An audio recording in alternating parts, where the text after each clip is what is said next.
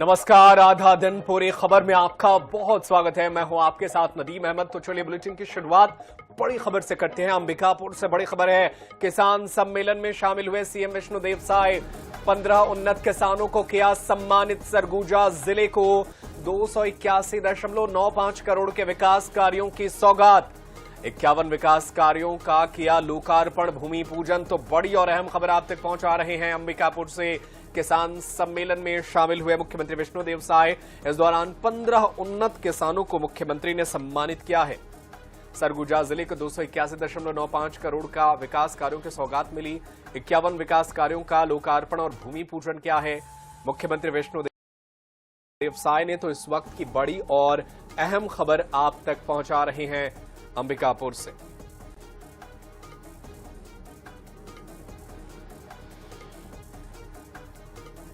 किसान सम्मेलन में शामिल हुए मुख्यमंत्री विष्णुदेव साय। इस दौरान मुख्यमंत्री ने 15 उन्नत किसानों को सम्मानित किया है। तो ये बड़ी और अहम खबर आप तक पहुंचा रहे हैं अंबिकापुर से। इस वक्त की अहम खबर है, किसान सम्मेलन में शामिल होने पहुंचे अंबिकापुर। इस दौरान मुख्यमंत्री विष्णुदेव साय ने 15 किसानों को सम्मानित किया है और सरगुजा जिले को करोड़ों की सौगात दी है। 51 विकास कार्यों का लोकार्पण और भूमि पूजन किया गया है। और चलिए खबरों में आगे बढ़ते हैं। अमेरिका और ईरान के बीच हुए सीज फायर का दुनिया भर में स्वागत तो हो ही रहा है, लेकिन सबसे बड़ा सवाल यही है कि इस टकराव में असली बढ़त किसकी रही। अमेरिका और ईरान दोनों ही खुद को विजेता बता रहे हैं। इस संघर्ष की शुरुआत इजरायल के साथ मिलकर ईरान पर हमलों से हुई थी, जिसके बाद हालात तेजी से बिगड़े। अब 10 अप्रैल को इस्लामाबाद में सीज फायर की शर्तों पर अहम चर्चा होनी है, जिससे असली तस्वीर साफ हो सकती है। इस बीच अमेरिकी राष्ट्रपति डोनाल्ड ट्रंप ने बातचीत के लिए नेगोशिएशन टीम पाकिस्तान भेजने का फैसला किया है। व्हाइट हाउस ने साफ किया है कि ईरान के परमाणु कार्यक्रम पर अमेरिका की रेड लाइन बरकरार है। फिलहाल सीज फायर के बाद कूटनीतिक हल की कोशिशें तेज हो गई हैं। वहीं दूसरी ओर इजरायल ने भले ही अमेरिका के सीज फायर का समर्थन किया, लेकिन उसने एक के बाद एक लेबनान पर कई हमले किए। इधर मीडिया रिपोर्ट्स के मुताबिक ईरान ने सऊदी अरेबिया की अहम ईस्ट वेस्ट ऑयल पाइपलाइन पर बुधवार को ड्रोन और मिसाइल से हमला किया है। दावा किया है कि यह पाइपलाइन हॉर्मुज स्ट्रेट को बाईपास करने के लिए बनाई गई थी। यह पाइपलाइन सऊदी अरेबिया के लिए बहुत जरूरी है, क्योंकि इसके जरिए देश के पूर्वी हिस्से से हर दिन करीब 70 लाख बैरल तेल यनबू पोर्ट तक पहुंचाया जाता है। और अब इसी पर हमले की खबर है। तो अमेरिका ईरान के बीच कल पाकिस्तान की राजधानी इस्लामाबाद में बातचीत हो सकती है, और इसके लिए अमेरिकी राष्ट्रपति डोनाल्ड ट्रंप ने अपनी एक टीम को इस्लामाबाद भेजा है।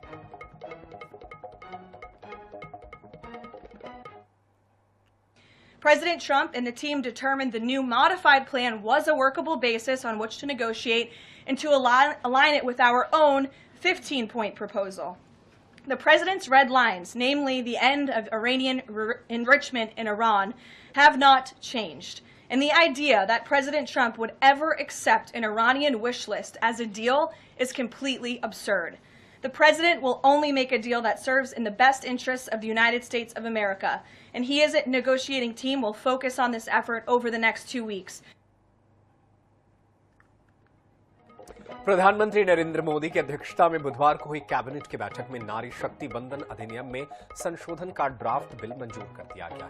इसके तहत लोकसभा की सीटें 543 से बढ़ाकर 816 की जाएंगी, जिसमें 273 सीटें महिलाओं के लिए आरक्षित होंगी। सरकार ने संसद का विशेष सत्र 16 से 18 अप्रैल तक बुलाया है, जिसमें इस बिल के पारित होने की संभावना है। ये फैसला भारतीय राजनीति में महिलाओं की भागीदारी को ऐतिहासिक रूप से बढ़ाने वाला कदम माना जा रहा है। पीएम मोदी ने इसे सिर्फ कानून नहीं, बल्कि करोड़ों महिलाओं की उम्मीदों की झलक बताया है।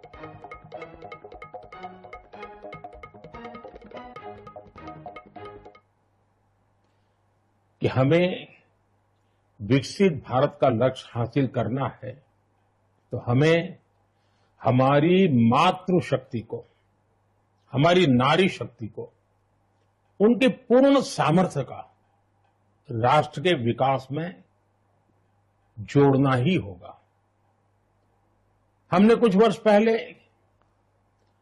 नारी शक्ति वंदन अधिनियम पारित किया था और सभी राजनीतिक दलों ने सहमति से किया था।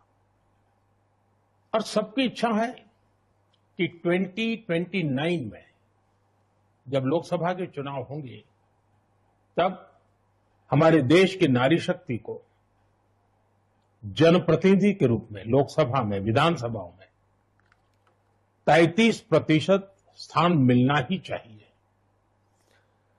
बीजेपी अध्यक्ष नितिन नबीन ने न्यूज एजेंसी एएनआई से खास बातचीत के दौरान कांग्रेस अध्यक्ष मल्लिकार्जुन खड़गे के भाजपा आरएसएस को जहरीला सांप वाले बयान पर तीखी प्रतिक्रिया दी। उन्होंने कहा कि यह टिप्पणी लोगों को सांप्रदायिक आधार पर भड़काने की कोशिश है और कांग्रेस की पुरानी परंपरा दिखाती है। उन्होंने कहा कि कांग्रेस ने जब जब ऐसे शब्दों का प्रयोग किया है, जनता ने हमें जीत की माला पहनाई है। इसके अलावा बिहार के नए मुख्यमंत्री को लेकर उन्होंने कहा कि कोई मतभेद नहीं है और प्रक्रिया नीतीश कुमार के नेतृत्व में चल रही है। इसके अलावा पश्चिम बंगाल चुनाव पर बीजेपी अध्यक्ष नितिन नबीन ने कहा कि इस बार ममता बनर्जी के सभी आंकड़े गलत साबित होंगे और बीजेपी पूर्ण बहुमत के साथ सरकार बनाने जा रही है। अब राज्य की जनता की चिंता भाजपा करेगी। लेकिन जो बांग्लादेशी, जो मुसलमान बांग्लादेश से आकर यहाँ पर अपना नागरिकता लेने का प्रयास करेगा या उस प्रकार से खेल खेलेगा तो निश्चित रूप से उस पर कार्रवाई हो रही है। आने वाले समय में और कड़ी कार्रवाई होगी। हम तो स्पष्ट कहते हैं, ममता दीदी आप निश्चिंत रहिए, बंगाल की जनता की चिंता अब हम करने वाले हैं। आपने तो केवल बांग्लादेशियों की चिंता की। अब हम सोच सकते हैं कि 2 दिन पहले का उनका बयान और आज का बयान, मतलब कल का ही बयान, जो 2 दिन लगातार जो उनके बयान आ रहे हैं, पूरी तरह से सांप्रदायिक रूप से लोगों को उकसाने का काम करना। राहुल और सोनिया गांधी जी और उनका जो परिवार है, कुनबा है, ये कुनबा किसी भी व्यक्ति को रिमोट से चलाता है, सिस्टम से। उनको उतना ही बोलना होता है। खड़गे जी बेचारे सज्जन व्यक्ति हैं, कम से कम इस तरह के मर्यादा के शब्दों का प्रयोग नहीं करते थे। तो गांधी परिवार का शब्द था, अब खड़गे जी के मुंह में से डाल के बुलवाया। कहीं कोई मतभेद नहीं है, सब चीज समय के अनुसार चल रहा है। 10 तारीख को उनका राज्यसभा का ओथ है, उसके बाद की प्रक्रिया उसके साथ। कहीं देखिए, भारतीय जनता पार्टी और एनडीए के संबंध, यही तो है गठबंधन धर्म जो होता है वो भाजपा ने हमेशा बेखूबी सम्मान पूर्वक निभाया है। और यही कारण है कि आज भी दलों को हम पर विश्वास होता है। और यह आज जो पूरी प्रक्रिया है, पूरी चीजें चल रही हैं, सब माननीय नीतीश कुमार जी के नेतृत्व में जो चीजें तय हो रही हैं उसके हिसाब से तय हो रहा है। और चलिए इस बीच एक बड़ी खबर से आपको अपडेट करते हैं। जशपुर से बड़ी खबर है, जिले में बड़े पैमाने पर प्रशासनिक फेरबदल, 9 तहसीलदार, नायब तहसीलदारों का हुआ तबादला। राजस्व विभाग के कार्यों में तेजी लाने के लिए किया गया फेरबदल। कलेक्टर रोहित व्यास ने जारी किया है आदेश। तो बड़ी और अहम खबर जशपुर से आप तक पहुंचा रहे हैं, जहां पर बड़ा प्रशासनिक फेरबदल किया गया है। कई 9 तहसीलदार और नायब तहसीलदारों का तबादला किया गया है। राजस्व विभाग के कार्यों में तेजी लाने के लिए ये बड़ा फेरबदल किया गया है। कलेक्टर रोहित व्यास ने यह आदेश जारी किया है। तो 9 तहसीलदार, नायब तहसीलदारों को लेकर के ये बड़ा फैसला हुआ है, इनका तबादला कर दिया गया है। राजस्व विभाग के कामों में तेजी लाने के लिए इस फेरबदल को किया गया है। कलेक्टर रोहित व्यास ने आदेश जारी किया है। और वंदे मातरम एक ऐसा गीत जिसने आजादी की लड़ाई में क्रांतिकारियों में जोश भरा, लेकिन करीब 150 साल बाद अब यही गीत सियासी विवाद का कारण बन गया है। जहां इंदौर से उठे विवाद के बाद बीजेपी और कांग्रेस एक बार फिर आमने सामने है। कांग्रेस पार्षद फौजिया शेख के वंदे मातरम गाने पर आपत्ति जताने के बाद राजनीतिक बयानबाजी तेज हो गई है। इस बीच जबलपुर से एक अलग और सकारात्मक तस्वीर सामने आई, जहां मध्य प्रदेश मदरसा बोर्ड के पूर्व अध्यक्ष एसके मुद्दीन ने बताया कि साल 2006 में उन्होंने पूरे प्रदेश के मदरसों में वंदे मातरम गाने की शुरुआत करवाई थी। उन्होंने कहा कि 2.5 लाख से ज्यादा पंपलेट बांटे गए, लेकिन कहीं कोई विरोध नहीं हुआ और न ही उन्हें इस्लाम से बाहर किया गया। मुद्दीन ने यह भी आरोप लगाया कि कुछ अलगाववादी लोग मुसलमानों को भड़काने की कोशिश करते हैं और उन्होंने कांग्रेस पर भी इस मुद्दे को लेकर राजनीति करने का आरोप लगाया। एसके मुद्दीन से खास बात की हमारे जबलपुर सहयोगी फतेह सिंह ने। भारत देश का वंदे मातरम गीत हर भारतीय है जो बड़े गर्व के ही साथ ही यहाँ पर उसे गाता है और अपने आप को पर गर्व महसूस करता है। लेकिन 150 साल बाद जो वंदे मातरम गीत है उस पर एक विवाद खड़ा हो गया है। इस पर बात करने के लिए हमारे साथ मध्य प्रदेश के पूर्व कैबिनेट मंत्री दर्जा प्राप्त व जो यहाँ के मदरसा बोर्ड के अध्यक्ष हैं एसके मुद्दीन जी, वो मौजूद हैं। हम उनसे जानते हैं मतलब वंदे मातरम का क्या कुछ इतिहास रहा और ये जो विवाद हुआ इसकी क्या वजह मानते हैं आप? देखिए, वंदे मातरम के बारे में मुस्लिम समाज में तुष्टीकरण के चलते हुए बड़ी भ्रांतियां फैलाई गई।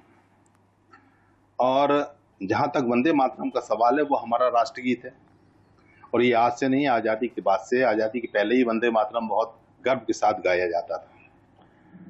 तो कुल मिलाकर ये है कि कुछ जो अलगाववादी लोग हैं, जो देश के आम मुसलमानों को बहकाना भड़काना चाहते हैं, वो इस प्रकार की बातें कर रहे हैं। इसका तर्जुमा के लिए एक प्रकांड पंडित जी और एक मौलाना साहब को मैंने बोला, साहब इसका तर्जुमा करें, इसको देखें तो साहब इसको पढ़ने में हम कहाँ से इस्लाम से खारिज होते हैं।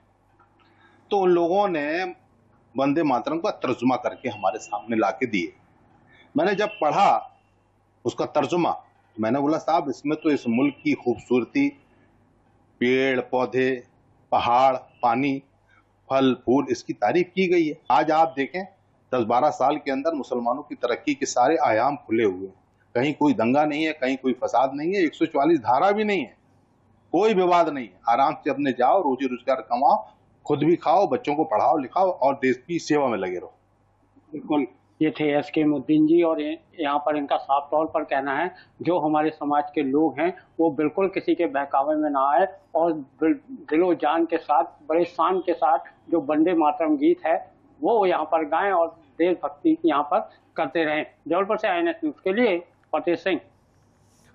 और उधर इंदौर नगर निगम में बुधवार को बजट चर्चा के दौरान कांग्रेस पार्षद फौजिया शेख अलीम और रुबीना इकबाल ने वंदे मातरम गाने से इनकार कर दिया। वहीं कांग्रेस ने रुबीना के बयान से किनारा कर लिया है। इससे नाराज रुबीना ने कहा, कांग्रेस पार्टी सिर्फ मुसलमानों का वोट लेने के लिए है, ऐसे मुद्दे आते हैं तो अपना पल्ला झाड़ लेती है। उन्होंने कहा कि हमने कांग्रेस से कोई अनुबंध नहीं रखा है कि हम कांग्रेस में ही जिंदगी भर रहेंगे। हम तो यूं भी निर्दलीय जीतते हैं, हम ओवैसी की पार्टी में चले जाएंगे। हाँ, तो वंदे मातरम देखो, एक इंसान को ये बोलते हैं तो ले खा ले, एक को बोलते हैं ले निगल ले, कितना फर्क है ना। अब वो हमसे बोल रहा है यहाँ रहना होगा तो वंदे मातरम कहना होगा, तो ये दादागिरी तो हम तो किसी के बाप की नहीं सुनते, काय के लिए हम दादागिरी से किसी की बात सुनेंगे। दूसरी बात, हम जनगण मन गाते हैं, सारे जहां से अच्छा हिंदुस्तान गाते हैं, सभी गाते हैं। एक हमारे इस्लाम में मना है कि भाई वंदे मातरम नहीं बोलना है तो नहीं बोलना है, मना है तो मना है। दुर्ग जिले के भिलाई के सेक्टर 7 में पीलिया का गंभीर प्रकोप फैला है, जहां 22 बच्चों में संक्रमण की पुष्टि हुई है और 2 बच्चे आईसीयू में भर्ती हैं। गंदे पानी की आपूर्ति के कारण ये स्थिति बनी है। नगर निगम की टीम पानी के नमूने ले रही है और लोगों को उबाल कर पानी पीने की सलाह दी जा रही है। सेक्टर 7 निवासी जया ने बताया कि इस बीमारी के फैलने का मुख्य कारण दूषित पेयजल है। पहले उनके बच्चों को वायरल फीवर हुआ था, लेकिन जांच के बाद रिपोर्ट में पीलिया की पुष्टि हुई है। वार्ड 67 पार्षद लक्ष्मीपति राजू ने बताया कि टाउनशिप में पानी की समस्या लंबे समय से बनी हुई है। करीब 50 साल पुरानी पाइपलाइन जर्जर हो चुकी है, जिससे सीवरेज और पीने का पानी आपस में मिल जाता है।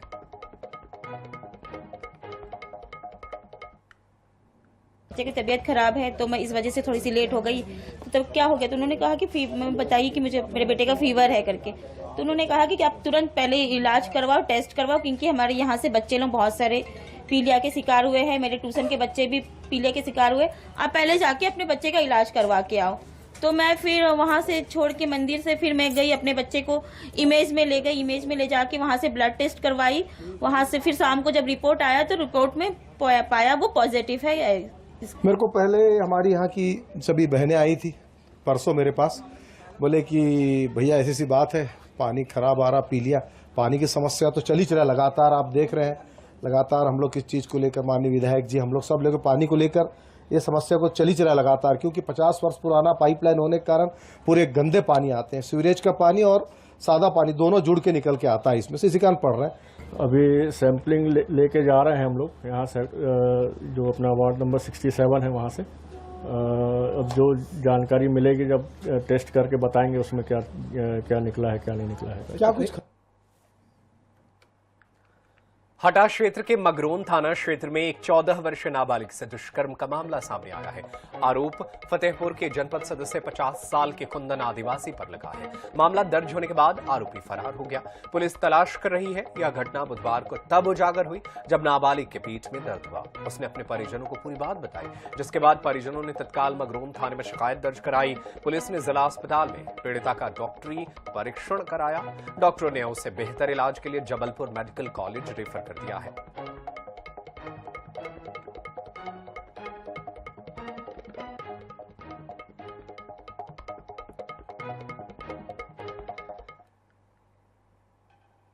थाना मगरौन अंतर्गत एक माइनर बच्ची के साथ दुष्कर्म का मामला संज्ञान में आया था। तत्काल इसमें 0% जो कायमी हुई थी उसमें कायमी कराई गई थी यहाँ महिला थाने के द्वारा।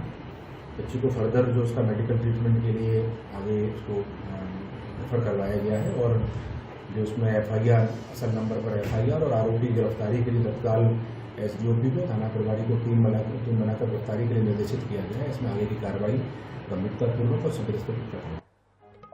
दुर्ग जिले के धमधा क्षेत्र के ग्राम दनिया बोरी में 2 लंगूरों की एयर गन से गोली मारकर हत्या की गई। चना फसल को नुकसान पहुंचाने के संदेह में ग्रामीणों ने बंदरों पर गोली चला दी। घटना की सूचना मिलने के बाद वन विभाग और पुलिस ने संयुक्त कार्रवाई करते हुए आरोपी को गिरफ्तार कर जेल भेज दिया है। मौके से एयरगन और बंदर का शव बरामद किया गया है। जांच में सामने आया किसान अजय पटेल एयरगन से 2 लंगूरों को गोली मार दी। गोली लगने से दोनों बंदरों की मौके पर ही मौत हो गई। घटना के बाद एक बंदर के शव को जमीन में दफना दिया गया, जबकि दूसरे बंदर का शव खुले में छोड़ दिया गया, जिसे बाद में कुत्तों ने नोच डाला। वन विभाग ने बताया कि मृत बंदर हनुमान लंगूर प्रजाति के थे। इस प्रजाति का शिकार करना कानूनन अपराध है।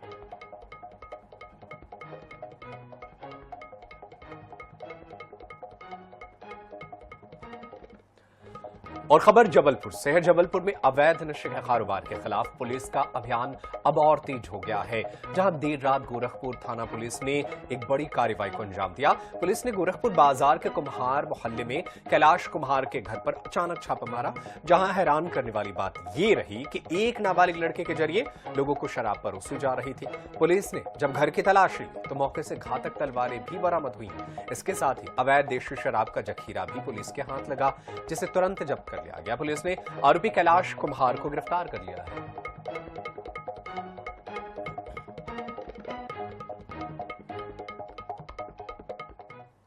राजधानी जबलपुर में अवैध शराब को लेकर लगातार जो पुलिस है बड़ी कार्रवाइयां कर रही है। इसी कड़ी में गोरखपुर जो थाना पुलिस है उन्होंने देर रात कुम्हार मोहल्ले में दबिश दी है और यहाँ पर बड़ी मात्रा में जो यहाँ पर घातक हथियार थे वो भी यहाँ पर जब्त किए गए हैं। जैसे कि यहाँ पर तलवार, आप टीम देख सकते हैं कि ये जो गोरखपुर की पुलिस टीम है वो यहाँ पर सर्चिंग अभियान चला रही है और यहाँ पर 4 तलवारों सहित यहाँ पर अवैध शराब भी यहाँ पर जब्त की गई है। इस पूरे मामले पर बात करने के लिए हमारे साथ CSP महादेव नागवतिया मौजूद हैं। उन्हीं से जानते सर, एक बड़ी कार्रवाई यहाँ पर छापेमारी की गई है, क्या कुछ ये मामला है?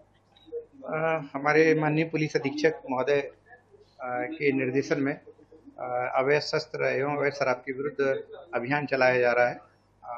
उसी तारतम्य में आज मुखबिर की सूचना मिली थी कि कुम्हार मोहल्ले में कैलाश नाम का व्यक्ति जो है पूर्व आपराधिक प्रवृत्ति का है और घर में अवैध शस्त्र रखे हुए हैं, साथ ही अवैध रूप से शराब विक्रय करने का एवं आहता खोल करके शराब पिला रहा है। जो थाना गोरखपुर थाना प्रभारी नितिन कमल एवं उनके थाने के स्टाफ के साथ में आज यहाँ मौके पर दबिश दी गई। जो सूचना सही पाई गई, मौके से कुछ मात्रा में यहाँ शराब भी मिली है और शराब पीते हुए व्यक्ति भी मिले हुए हैं। साथ में लगभग अभी ये 4 तलवार धारदार ये बरामद हो चुकी है। अभी और सर्चिंग जारी है और आरोपी के विरुद्ध विधि संगत कार्रवाई की जाएगी। तो कितने लोगों को हिरासत में लिया गया है और क्या नाबालिग से यहाँ पर शराब बिकवाई जा रही है? हाँ जी, हाँ, एक नाबालिग से भी शराब विक्रय की जा रही थी, जो कि एक गंभीर अपराध है और वास्तव में ये हमारे दुर्भाग्य की बात है कि नाबालिग बच्चों को अभी से इस प्रकार के अपराध में संलिप्त करके और आपराधिक कृत्य किया जा रहा है। तो इसके लिए भी सख्त कार्रवाई की जाएगी। और अभी शराब पीते हुए लोग मिले हैं, शराब विक्रय करते हुए मिले हैं। साथ में अवैध रूप से जिनका शस्त्र मिला है वो आरोपी एक मिल गया है और एक अन्य आरोपी फरार। बिल्कुल। तो ये थे CSP महादेव नगौटिया और यहाँ पर इनका साफ तौर पर कहना है कि अभी ये जो सर्चिंग अभियान है वो यहाँ पर जारी है और जो इसका मुख्य आरोपी है वो भी यहाँ पर हिरासत में ले लिया गया है और उससे आगे की पूछताछ है जो वो यहाँ पर की जा रही है। जबलपुर से INS न्यूज के लिए फतेह सिंह। और डोंगरगढ़ से पुलिस विभाग को कटघरे में खड़ा करने वाला एक बड़ा मामला सामने आया है, जहां थाना परिसर के भीतर कथित लेन देन का वीडियो सोशल मीडिया पर वायरल हो गया। वायरल वीडियो में एक वर्दीधारी पुलिसकर्मी पैसे लेते हुए नजर आ रहा है। बताया जा रहा है कि वीडियो में ASI रोहित खूंटे और आरक्षक लक्ष्मी शंकर कंवर थाने के भीतर मौजूद हैं और कथित तौर पर पैसों की लेन देन करते दिखाई दे रहे हैं। इस वीडियो के सामने आते ही पुलिस विभाग में हड़कंप मच गया, जिसके बाद पुलिस अधीक्षक अंकिता शर्मा ने मामले को गंभीरता से लेते हुए तुरंत कार्रवाई की। दोनों पुलिसकर्मियों को तत्काल प्रभाव से निलंबित कर दिया गया। फिलहाल इस पूरे मामले की जांच पड़ताल जारी है।